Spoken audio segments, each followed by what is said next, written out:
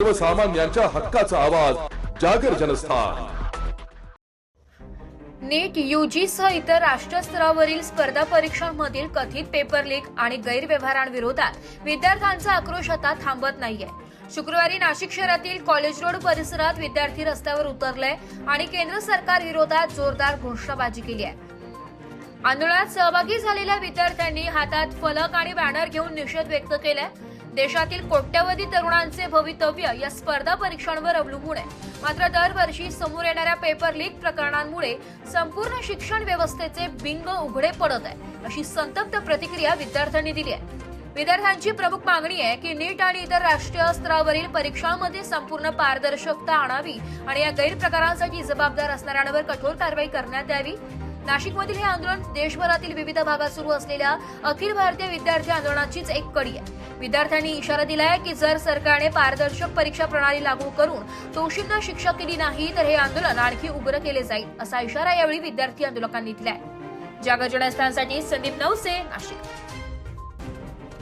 नाशिकमध्ये दिल्लीमध्ये झालेली जे जंतर मंतरवरती आंदोलकांवरती जी दडपशाही झाली त्याच्या निषेधार्थ हजारो विद्यार्थी रस्त्यांवरती उतरलेले आहेत। आमचं म्हणणं आहे की लोकशाही आहे, आंदोलनाने उभं राहिलेला देश आहे। या देशामध्ये ज्यांनी आंदोलन केलं नाही, ज्यांनी स्वातंत्र्यासाठी आंदोलन कधी केलेलं नाही, त्यांना आंदोलनापासून भीती वाटते आणि त्याचा निषेध आम्ही या ठिकाणी विद्यार्थी एकत्र येऊन करतोय।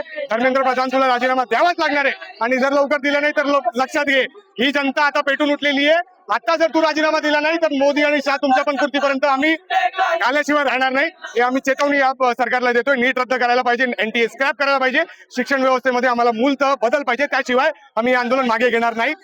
जिंदाबाद। आज नाशिक शहरातील विद्यार्थी, युवक, पालक सर्व लोकशाहीवादी शक्तींना आवाहन केलं होतं विद्यार्थी सर्व संघटनांच्या वतीने, ऑल इंडिया स्टुडंट्स फेडरेशन आणि इतर सर्व संघटनांनी सुद्धा।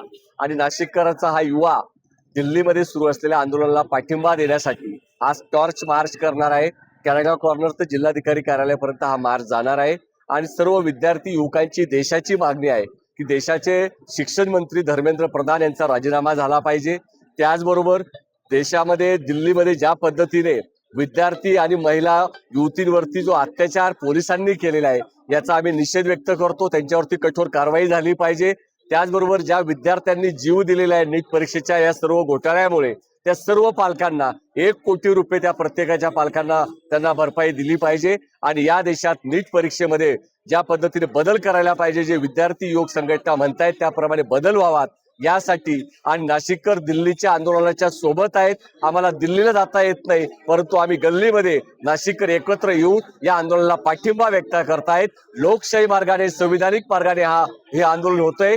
नाशिक पोलीस या सर्व आंदोलनाला परवानगी दिलेली आहे, त्याबद्दल त्यांचे आम्ही आभार मानतो। आणि नाशिक शहरातला हा विद्यार्थी युवकांचा आवाज, पालकांचा आवाज हा दिल्लीपर्यंत जाईल आणि डॉक्टर बाबासाहेब आंबेडकरांनी दिलेल्या सर्व संविधानाच्या मार्फत, संविधानाच्या मार्गाने हे आंदोलन आज या ठिकाणी होणार आहे।